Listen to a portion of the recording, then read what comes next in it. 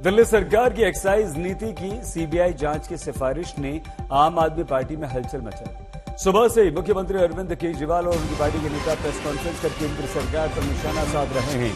अरविंद केजरीवाल ने इसे राजनीतिक मुद्दा बताते हुए इसमें सावरकर और भगत सिंह की भी एंट्री करवा दी है।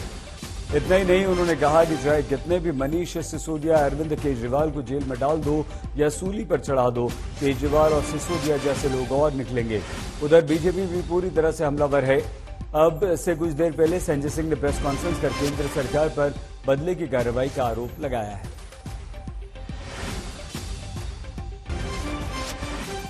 जो ये आरोप प्रत्यारोप लगाए जा रहे हैं, मैंने सारा अभी चेक कराया। पूरा का पूरा केस बिल्कुल झूठा है, बिल्कुल झूठा है। उसमें रत्ती भर की भी सच्चाई नहीं है।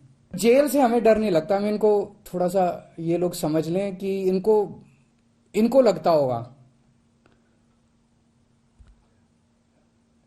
जेल से हमें डर नहीं लगता। तुम लोग सावरकर की औलाद हो जिसने अंग्रेजों से माफी मांगी थी।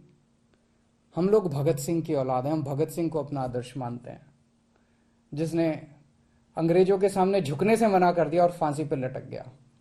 हमें जेल से, फांसी के फंदे से डर नहीं लगता। कई बार जेल हुआ है हम लोग। मैं इस भाषा का प्रयोग नहीं करना चाहती।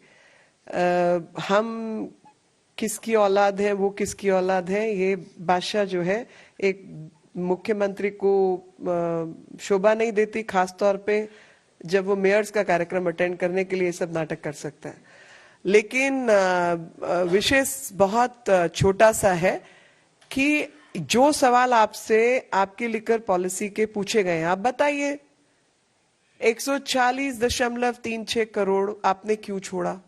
आप बताइए 50 रुपए पर केस आपने क्यों छोड़ा? आप बताइए कि जहां टैक्स जो मिलता था हिस्सा लिकर वालों को 2.5% मिलता था, आपने बढ़ाकर 12.5% क्यों किया? सत्येंद्र जैन को इन्होंने गिरफ्तार कर लिया झूठे केस में पिछले महीने। अब मनीष सिसोदिया जी को गिरफ्तार करने जा रहे हैं ये लोग। तो आखिर ये आम आदमी पार्टी के पीछे क्यों पड़े हैं? हम ही लोगों के पीछे क्यों पड़े हैं?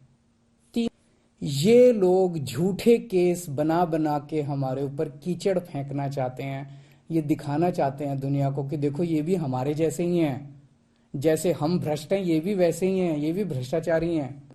पर दुनिया इनके यकीन नहीं कर रही। दुनिया खुद ही कह रही है कि झूठे केस लगा रहे हैं।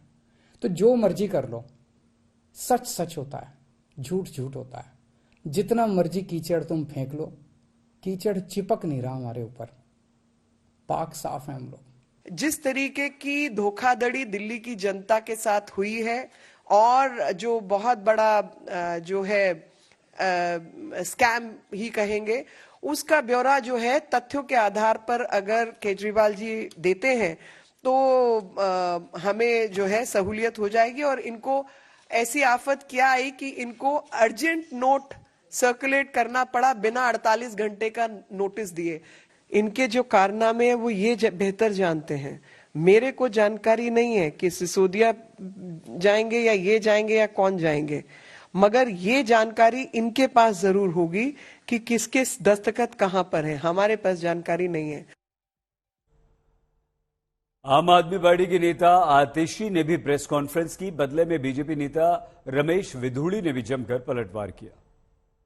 देखो, मनीष सिसोदिया हो या कोई और हो, टारगेट मनीष सिसोदिया नहीं है, टारगेट है भ्रष्टाचार को समाप्त करना। आपने एक घोटाले को अंजाम देने के लिए आपने एडमिनिस्ट्रेशन को अलग हटा कर रख दिया और अपनी कैबिनेट में अप्रूवल लाने के बाद एक शराब माफिया को 140 करोड़ रुपए लाभ देने के लिए उसको आप पुनः टेंडर दे रहे हैं, जबकि उसमें स्पष्ट रूप से नजर आ रहा है आप केवल हरिश्चंद्र बनकर सबको ईमानदारी का सर्टिफिकेट देना चाहते हैं। केजरीवाल साहब, कोई भी विभाग आपके पास क्यों नहीं है कि दिल्ली के पहले मुख्यमंत्री हो आप, 7 साल में आप इन लोगों से करप्शन कराते हो, इन लोगों से गलत काम कराते हो, आप हरिश्चंद्र बने रहते हो, फिर बाद में कहते हो कट्टर ईमानदार है। सिसोदिया हैं जिन्होंने दिल्ली के सरकारी स्कूल में पढ़ने वाले इन लाखों बच्चों को एक अच्छा भविष्य दिया है। ये वही मनीष सिसोदिया हैं जिनके नेतृत्व में पिछले 5 साल से दिल्ली के सरकारी स्कूलों के नतीजे प्राइवेट स्कूल से बेहतर आ रहे हैं। ये वही मनीष सिसोदिया हैं जिनके नेतृत्व में पिछले कुछ सालों में 4 लाख से ज्यादा बच्चों ने प्राइवेट स्कूल छोड़कर सरकारी स्कूल में एडमिशन लिया है। ये वही मनीष सिसोदिया हैं जिनके नेतृत्व में हर साल अब दिल्ली के सरकारी स्कूलों से हजारों बच्चों का एडमिशन आईआईटी, जेईई, नीट के माध्यम से देश के बड़े बड़े मेडिकल और इंजीनियरिंग कॉलेजेस में होता है। लेकिन मोदी जी की केंद्र सरकार को यह कैसे पचेगा? बीजेपी के सांसद गौतम गंभीर ने भी अरविंद केजरीवाल और उनकी सरकार की आबकारी नीति पर प्रश्न उठाए। वहीं सौरभ भारद्वाज अपनी सरकार का बचाव कर रहे हैं। अपने देश के सर्वाधिक जाने जाने वाले और प्रसिद्ध उप मुख्यमंत्री, शिक्षा मंत्री मनीष सिसोदिया जी को फंसाने के लिए ये काम किया जा रहा है। अरविंद केजरीवाल जी कई बार ये बात पहले कह चुके हैं। इस बात की अफवाह काफी दिनों से चल रही है कि अब सत्येंद्र जैन के बाद मनीष सिसोदिया जी को किसी भी तरीके से किसी भी मामले में फंसाने की कोशिश जो है केंद्र सरकार करेगी, और ये आपके सामने है। और मैं एक बात और बता दूं, इस तरीके के अभी और बहुत सारे मामले जो हैं केंद्र सरकार निकालेगी। सारे के सारे अफसरों को केंद्र सरकार ने इस काम पे लगाया है। कहीं से भी कुछ भी ढूंढो। बोला है अभी आम आदमी पार्टी की सरकार कहाँ रही है अब तो ये ठेकेदारों की सरकार हो गई है। और सिंगापुर, वहां पर क्या, सिंगापुर जाके भी खालिस्तानियों की एंट्री करवाना चाहते हैं अरविंद केजरीवाल जी, जिस तरीके से पंजाब में करवाई है। जब कोविड के समय जब राशन की जरूरत थी तो कितने माइग्रेंट लेबर्स को दिल्ली से बाहर भगाया गया। उसके बाद जब ऑक्सीजन की कमी थी तो राजनीति करी। उस वक्त पे ठेके खोल के सिर्फ पैसे कमाने की कोशिश की जा रही थी, और उस समय भी इनको पैसे कमाने की पड़ी थी जब देश को एक इंसानियत की जरूरत थी। तो ये आम आदमी पार्टी अब हटा के नाम अब ठेकेदार की सरकार कर देनी चाहिए, क्योंकि ठेके वालों की तो सरकार है ये। वो मंत्री जो पूरे देश में शिक्षा की क्रांति लाए, जिनका डंका आज देश में नहीं विदेशों में बज रहा है, उस उप मुख्यमंत्री को फंसाने के लिए ये सीबीआई की इंक्वायरी केंद्र सरकार के इशारे पर हमारे एलजी साहब ने रिकमेंड की है। और बड़े शर्म की बात है कि हजारों करोड़ रुपए लूट के लोग विदेश चले गए। नीरव मोदी चले गए, ललित मोदी चले गए, विजय माल्या चले गए। केंद्र सरकार ने भगा दिया उन्हें। एक मंत्री जेल में, दूसरे जाने की तैयारी में, और तीसरा जो सिंगापुर जाना चाहता है वो खालिस्तानियों की एंट्री करवाना चाहता है। तो खालिस्तानी ठेकेदार ये अपने आप को दिल्ली का बेटा कहते थे कि जब कोविड के समय जब ठेके खोले थे, जब बड़ी बड़ी लंबी लाइनें लगाई थी, जब शराब बेच रहे थे, तो सिर्फ यही नीयत थी कि अपने जो लिकर माफिया है उसको किस तरीके से अनड्यू एडवांटेजेस दी जा सकती थी। तो इस तरीके का ये आम आदमी है कि जहाँ पर दिल्ली की कोई इनको चिंता नहीं है, सिर्फ पैसे कमाने हैं, खालिस्तानियों की एंट्री करानी है। और अपना जो मॉडल है, कभी एक बार सवाल उनसे भी पूछिए कि मॉडल क्या है दिल्ली में। एक नया स्कूल, नया हॉस्पिटल, नया कॉलेज नहीं, एक जन रसोई नहीं, कोई इंफ्रास्ट्रक्चर पे डेवलपमेंट नहीं, कोई फ्लाईओवर नहीं। तो मॉडल क्या बताना चाहते हैं वहाँ पर? स्कूल की हालत जाके देखिए आप, हेल्थ इंफ्रास्ट्रक्चर की हालत जाके देखिए आप। तो सिंगापुर सिर्फ अपनी इमेज फिर से सुधारना चाहते हैं, फिर विज्ञापन देंगे, बड़े बड़े विज्ञापन लगाएंगे कि जी मैं सिंगापुर गया, मैंने दिल्ली का मॉडल बताया वहाँ पर। सच्ची दिल्ली का मॉडल एक ही है कि ठेकों की सरकार है। दिल्ली के उपराज्यपाल विनय कुमार सक्सेना ने शराब के ठेके के कथित धांधली और 144 करोड़ रुपए की लाइसेंस फीस माफ करने की जांच सीबीआई से कराने की सिफारिश की। और इस सिफारिश के बाद से लेकर आम आदमी पार्टी 4 बार मीडिया के सामने अब तक आ चुकी है। अपनी सफाई देने के साथ साथ केंद्र सरकार पर कई सारे गंभीर आरोप लगा चुकी है। आम आदमी पार्टी के अब तक के 4 बयान को आप देखिए। वो मंत्री जो पूरे देश में शिक्षा की क्रांति लाए, जिनका डंका आज देश में नहीं विदेशों में बज रहा है, उस उप मुख्यमंत्री को फंसाने के लिए ये सीबीआई की इंक्वायरी केंद्र सरकार के इशारे पर हमारे एलजी साहब ने रिकमेंड की है। तो 3-4 महीने पहले जब इनके लोगों ने मुझे बताया कि मनीष जी को गिरफ्तार करने वाले हैं, मैंने कहा मनीष ने क्या कर दिया, क्या केस है?